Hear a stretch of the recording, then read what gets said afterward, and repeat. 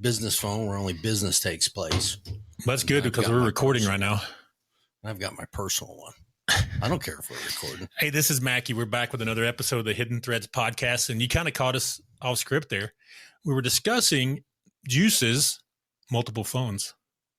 Yes. I call we Not got a really multiple, just two. Well, one phone's mine. Well, yeah, that's the business phone. And the other one's your drug dealer phone, right? Exactly.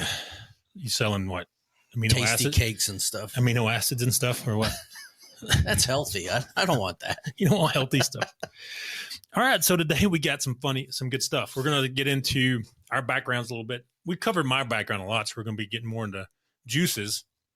It's not really much of a background. If you hear me say Juice and Anthony or Majusiak, it's all the same thing. Correct. Can I just call you Anthony Juice Majusiak?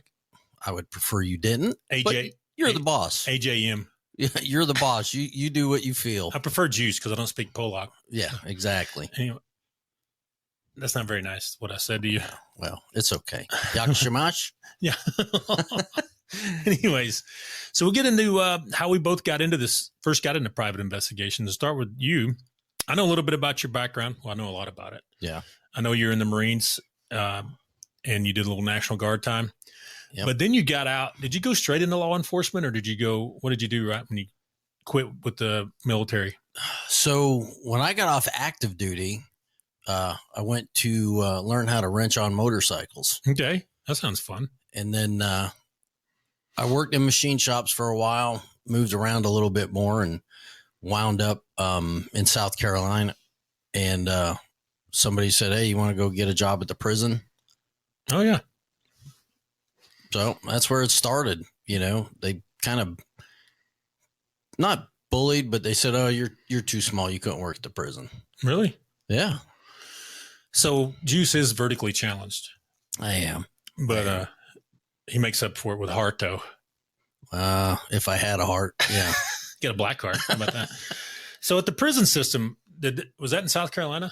Yeah, I did it in South Carolina and Florida. Or was that state or federal? State. Now, when you're in there, you had to deal with a lot of gangs, right? Yeah. All right. Yeah. What's the main one that you dealt with, and what was your experience dealing with that gang? So it all depends on your geographical location.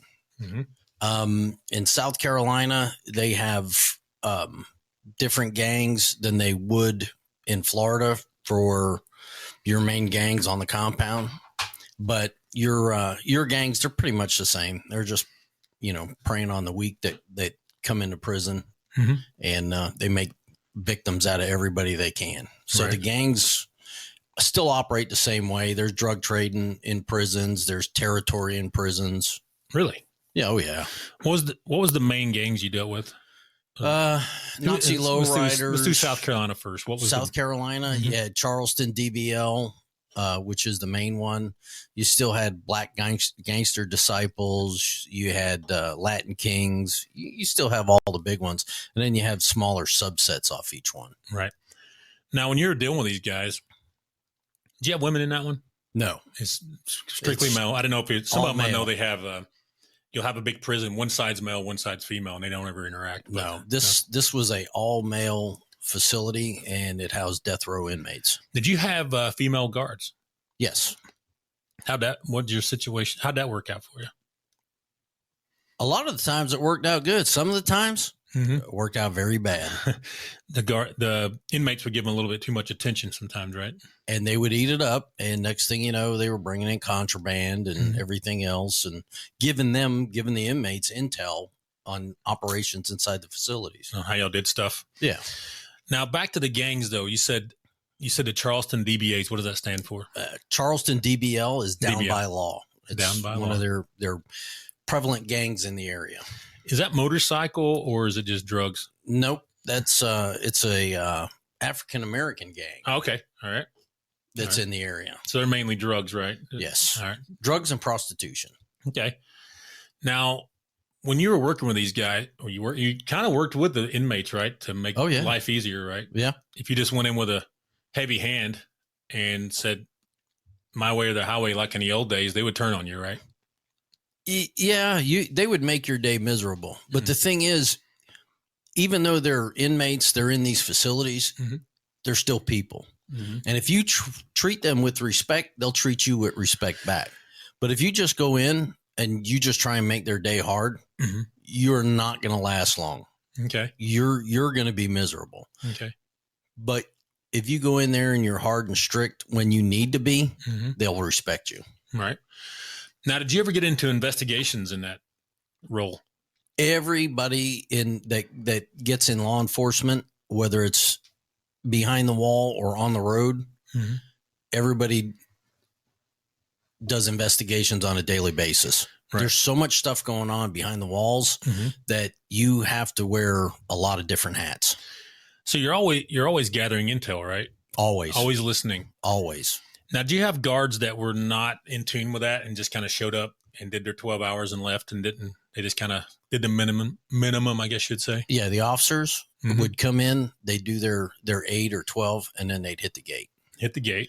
And their dorms or their cell blocks were usually where the most problems occurred. Chaos was in there. Oh, yeah. Right. They didn't police, right? No. They stayed at the officer station. They never left. They never walked around, talked to the inmates. They never went in the cells or anything in any of the wings. They didn't build rapport. No. None of that stuff. So you can build rapport with them because they're humans, right? Exactly. They've done some evil stuff, but yeah, they're not. I want to say they're not all bad people, but they all have done something bad. Right. But they're still human beings with a soul, all those things somewhere in there. Somewhere. Did you ever have to work the death row side of the house? I actually helped build death row at the prison. Did you lay the blocks? No, it was another wing, and I was tasked with taking an inmate work crew over with welders and torches and all kind of tools, and actually put chain link fence and railing up and build death row at that facility in South Carolina. Did you do security in there when they got it going? Yes. Okay. So we've got a death row case going on. The guy's actually in Florida. It's been going on for 5 years. They don't ever end, right? Yeah. I've only been on the phone with him, never met him in person. He described death row down there as pretty chill, actually. It is. You just kind of hang out and watch TV, and they played chess, and you're not locked in your cell, but you never leave the death row wing. You know what I mean? Well, that's over at FSP. In South Carolina, it's a little bit different. Okay. He said some of them are on lockdown because they're dangerous. Right. But if you've proven that, hey, I'm not going to hurt anybody, they'll let you get some freedom and go out and play chess. And South Carolina wasn't like that. Right. But you never leave the death row side of the house. No. Right? The little you're locked down. In South Carolina, you're locked down 23 hours a day. If you're on the row, you're down 23 hours a day. And each of you get escorted out by multiple officers to it's a dog run out in the yard, and you get an hour out every day. That's where you do your PT, get some sunlight or whatever. Yeah. Now they have been on lockdown, he said before, where they do 24 hours. Oh, yeah. Where somebody screwed it up. Oh, yeah. And not. They go right into closed movement. They assaulted an officer or whatever. Oh, yeah. Or assaulted another prison inmate or whatever. Now, when you were there, though, you did some death row stuff, which they're behind the bars most of the time, right? Right. Now, you did general population too, right? Yeah, I was out on general pop. Now, they have a little more freedom of the building, right? They have freedom of everything. They can come and go. They're all over the yard, the rec field. Their dorms or their wings are wide open. They can walk in and out of their rooms. I've dealt with some inmates down at Donaldson, down around Birmingham. That's a gigantic prison here in Alabama, by the way. Right. And they have it set up like when you walk in, you go through security and they check you, make sure you don't. What you're not supposed to have as a guest, right? You immediately see inmates walking around. They're cutting grass, painting, delivering mail. You know, they're the ones. The guy I've been dealing with down there, he's one of those. He's a custodian. He's the sweeper. He sweeps the floors and mops. That's all he does all day. He loves it because he gets some freedom of the building. But that's only reserved for classy inmates. I call them the ones that aren't causing trouble. Right. Yeah. Those are your trustees. And you can tell with the guards down there, they call him, they have conversations like humans. You know what I mean? Oh, yeah. Hey, what's going on today? That kind of stuff. And I did get escorted back once to what they call the blue facility, where it's locked down, where it's violent criminals. Right. And it was different in there. Super quiet. There's nobody moving around except for guards. Nobody's doing anything. You know what I mean? Yeah. You might see a person sweeping the floor, but everybody's behind the bars, man, reading, doing whatever. They're not doing too much. You know what I mean? They're just it's not the same in every facility, right? Though. Right. Depends on the warden too. The warden can have different policy and how they police.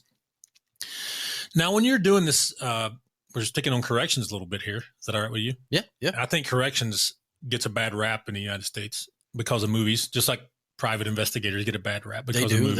They get a bad rap from fellow law enforcement. Right. Which you probably police more in corrections than your average street cop does. What I'm talking, you're dealing with criminals every day. So I like to tell everybody, as a corrections officer, in your first hour on the compound, you deal with more convicted felons and violent felons than you will in a 20-year career in law enforcement on the street. Mm-hmm. And people kind of tend to not lump corrections and road officers in the same category, but it's tougher being a CO than it is being a patrol officer. Right. Okay. Now patrol, they have their role, right?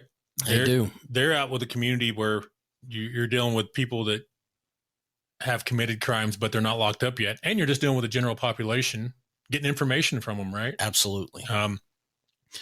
How much was the rapport building inside the facility? How critical is that in cracking crimes inside the walls?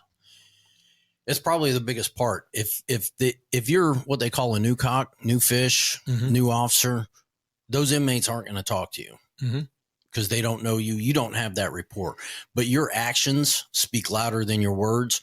So if you tell them something and you mean it and stick to it, they'll respect you for it. Whether if it makes them mad or not. If you're 100% truthful with them on everything and you say what you're going to do and you do it, you build a huge rapport with the inmates that way.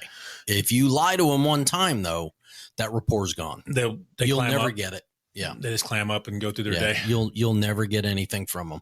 Now, did they ever have any crimes out on the streets where they came to y'all and said, hey, we think Joe in jail here has some info? They have. Instead of the direct approach where they come in and put inmate Joe in a little room and start interrogating him, they use y'all to get some intel, right? Yeah.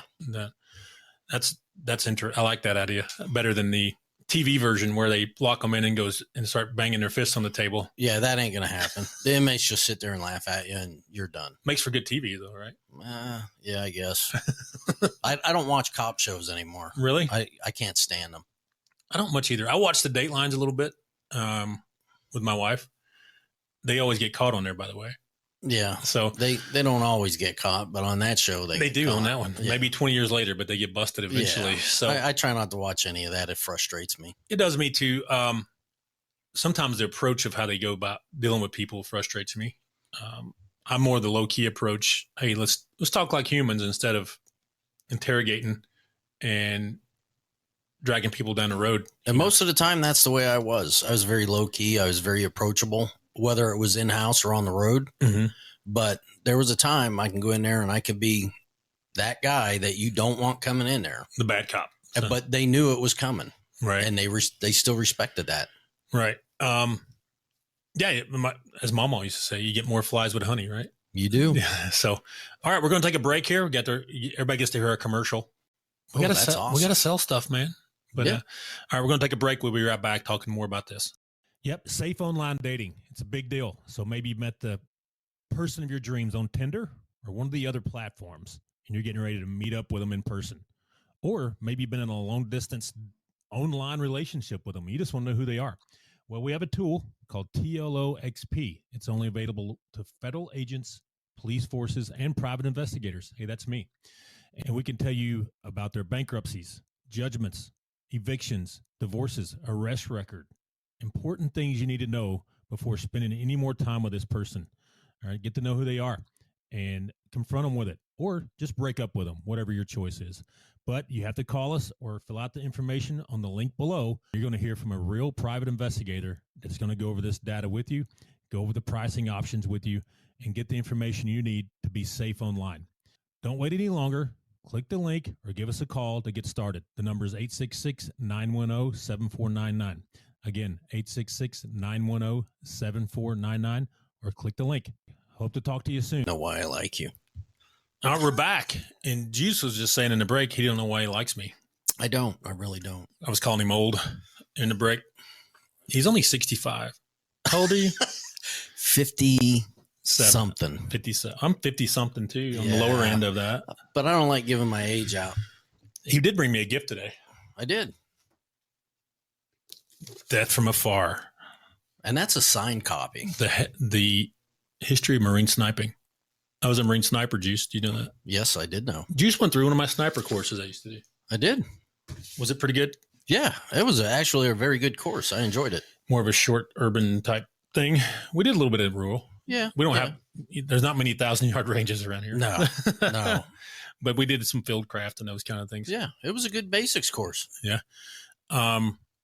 So back to our topic here. We got into your corrections, which is, I like talking. I love stories about jail and prison. And I love corrections more than I love policing on the road. Really? Yeah. Why? It's tougher in there. It's more of a challenge in there than it is on the road, believe it or not. Right. And you're going to have cops start texting you and sending you stuff going, oh, no, it's not. Oh, right. Yes, it is. Right. I think you can be more proactive in the jail than you can out in the streets is more reactive. Absolutely. Yeah. Absolutely. And you can still find out what's going on in the streets by listening to inmates. Right. Whether it's county or state inmates, you still find out things that are going on in the streets that normal everyday patrol officers don't find out. Right. Also, you were in NASA SWAT for a little while. That's where I met you. Yeah. Yeah. And we did some training where you guys were the quick reaction force. Right. Basically. What did you guys call yourself? It was SRT. Special Response Team. Yes. Okay. So I'm from the Marines and State Department, and I'll always call it Quick Reaction Force. Is that okay? Yeah, QRF. that's fine. QRF is what I call it. Right. But yeah, it's more tactical. It's more specific than a QRF would be, though. Right. But you guys had to deal with a little bit of everything. You had to deal with Judy fell down the stairs, and you got to help her get up and those kind of things. You deal with some of that. Yeah. But there's also things like, I hate to say it, the pedophiles you have to deal with. There's been pedophiles suicides, at NASA. Suicides, deaths. Pedophiles at NASA, huh? Yes. Okay. Would the intel come up and say, hey, this guy's a pedophile, go get him out and escort him out of the premises type thing? Or so he got caught by IT looking at porn on his work laptop. Really? Oh, yeah. And it went from there. Looking at porn on a NASA work laptop. At work. In the building. On the clock. I mean, I know there's multiple buildings there, but on the premises. How about that? We'll call it the quad. The quad. I've been out there before. What used to be the quad. It's pretty impressive. Yes. It is impressive. There's a lot of money flows in there. So used to. There is. I think they had I don't know, maybe Elon Musk money's coming back. Who knows? Kennedy Space Center is pretty nice too. That's huge. Florida, that's down Florida, there. Yeah. That's where you started with them, right? Yeah. But yeah, so information gathering, surveillance. I'm not talking about the type of surveillance where we're sitting in our car running a camera, which happens. We do it. I'm talking about just listening to what's going on around you. That's where that's where a background like this plays into private investigation work. And I got that from my background. Hey, we're just going to go build rapport and listen to people, and we'll learn. We can crack a case wide open just from hanging out listening to people. Oh, yeah. Can't you?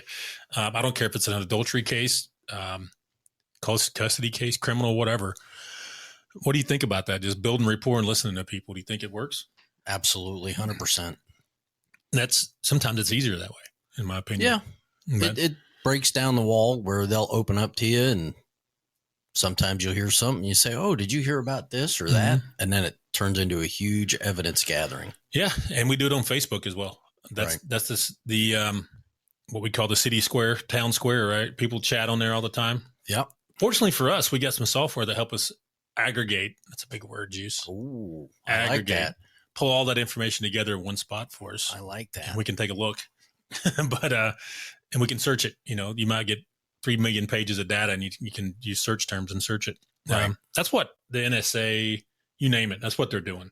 Yeah. They're collecting these transcripts of phone calls, web conversations, you name it. And they just search Big it. Brother? They search it. They're not, everybody's sitting there, oh, they're reading my conversations. Not really. No. They don't have time, the computer maybe, but the human is just searching it. They're going to, some critical search terms come up, and they take a look, and they go, oh, we got pedophile guy over here, or terrorist jihadi over here, right? So, right.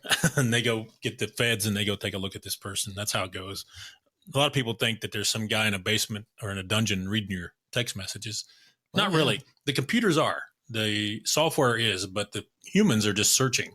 They're not reading every word, right? Yeah, but the computers are going so fast with it. Yeah. There's no way some little guy in an office could do that. Yeah, so they're making it where the little guy in the office can read it, basically, is what they're doing. So, and then the agents or the police, they take this information and go verify it, right? What's her name? We had some stuff.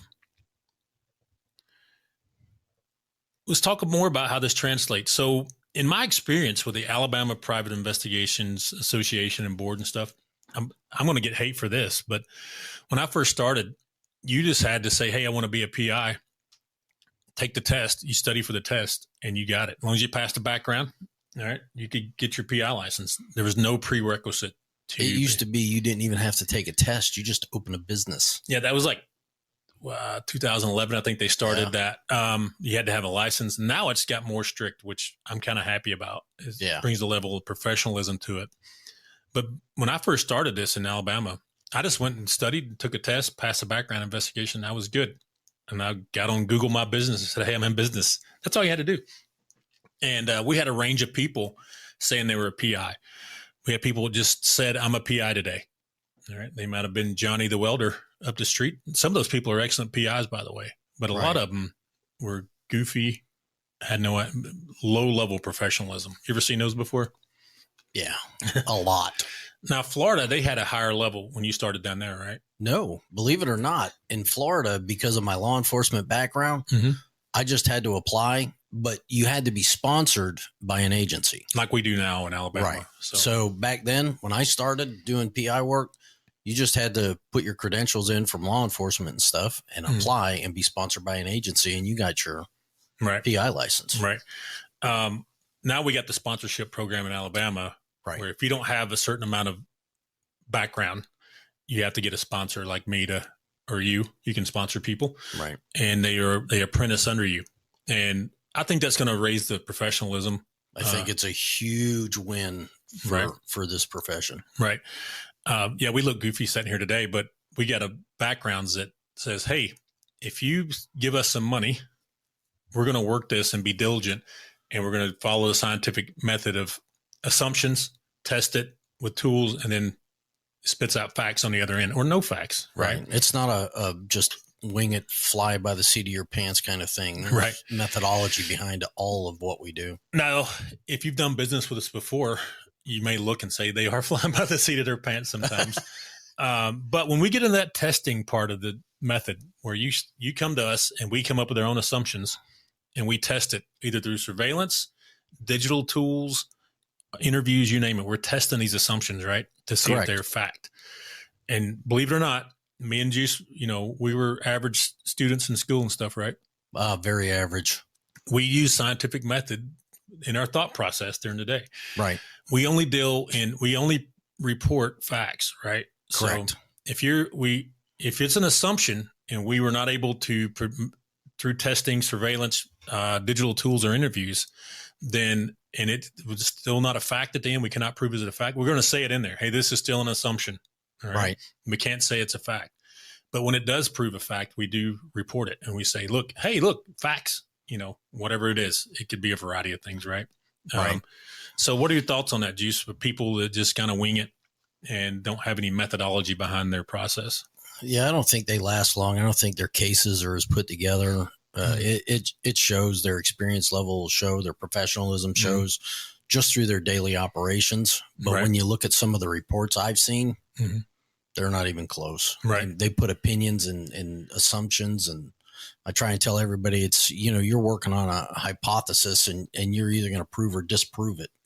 But everything in there has to be factual. It can't be based on anything other than facts. Now, you can put opinions in a report, but you got to say, hey, this is an opinion, right? You're not going to say, oh, this is fact. Right. Especially we get into the digital side. A lot of that is opinions based off some processes we went through. Well, there's a lot of circumstantial evidence that's going to go with that. Especially on opinion. Digital. Yeah. So it's either going to be a strong opinion because of all these circumstantial evidential points that I'm showing you, right, or it's not going to work out. Right. It's not worth anything to mention. Yeah. Now, if it is provable fact, we say it. Hey, this is a fact. Look at this. This person is an alcoholic or a drug addict based off their garbage. Right. We pulled the 400 bottles of vodka that Yeah. are laying in there every week that we collected from a week. So yeah. That's an easy one, right? That's fact. Yeah. But if it's an opinion where we might have seen them, let's just talk about the drinker, by the way. We saw them out drinking at a bar and they had 5 drinks, one night, but they didn't drink. We haven't seen them out drinking for 6 weeks. We cannot say, hey, they're an alcoholic. No. Now the client may say, oh, they're an alcoholic. That's a biased opinion, right? Very biased. Yeah. So a 6-foot guy drinking 5 drinks once a month is not a problem in my book. Now, if he had, we've seen this before. If he had kids sitting there with him, that's a problem. Right. Or if he drinks those 5, 6, 7, 8, 10, 12 beers in an hour. Yeah. That may be a clue. Yeah. FBI calls it a clue. A clue. Yeah. Clue. And then based off other evidence we gather, we may say this guy has a problem, shouldn't be drinking around kids or whatever we're trying to prove. We're just doing some hypotheticals here. Right. Now, the problem I see so our background does lend to the fact that we're not going to report bull crap to you. Correct. I get in trouble a lot because I don't report bull crap. The clients get mad at me because I'm like, hey, I know he's addicted to porn. I'm like, based off what we're seeing, he's not. Right. And they get mad at me. Well, you're not a good investigator. Okay. Okay. But the proof is right here. You looked at the laptop, you looked at the phone. Yeah. There's nothing there. Right. There's nothing to support his or her claim that the subject is actually addicted to it. Based off what the information we have Correct. now. And they get mad at me about it. It's not what you know, it's what you can prove. Does that make me a bad investigator, Juice, or makes you an honest investigator? Right. We can't report fake stuff. Right? No. That's what we call manufacturing evidence. A lot of police officers are in jail now for manufacturing evidence. Some of them are not in jail, but some of them. Good place for them. Right. You get in trouble for that. And it puts how am I going to place this? It puts bad evidence in the courts, and it may get construed as reality and get somebody in trouble that shouldn't be in trouble. Correct. And I've seen that happen before too. Right. There's some people in jail that shouldn't be there because of manufactured evidence. And we just can't do it. Based off my background and your background, we cannot manufacture evidence because it causes problems in the long run. In reporting in the military background, if you report fake evidence, people's going to get killed. Yes. If you, in the police background, if you report fake evidence, the wrong person could go to jail, or you could get caught and go to jail yourself. So now, dirty cops should be in jail. Right. But there's also times where that fake evidence could get you killed on the road. Yeah. Get you killed or as a correction officer. Oh, get you absolutely. Shanked, right. Absolutely. Get you killed there. And you could get killed out on the streets from the criminal powers that be, right? Exactly. Because they can make that call. Your big, what they call it, green lighting you? Yep. Is that still a phrase? Oh, yeah. I thought it was just TV. Yeah, no. That's real? All right. Yeah. All right. That's just a little bit today about how our backgrounds kind of feed into the private investigation world. And hopefully it helps when you're making your decisions and hiring people or looking to get into this field. But we'll be back for some more episodes soon. Talk to you later.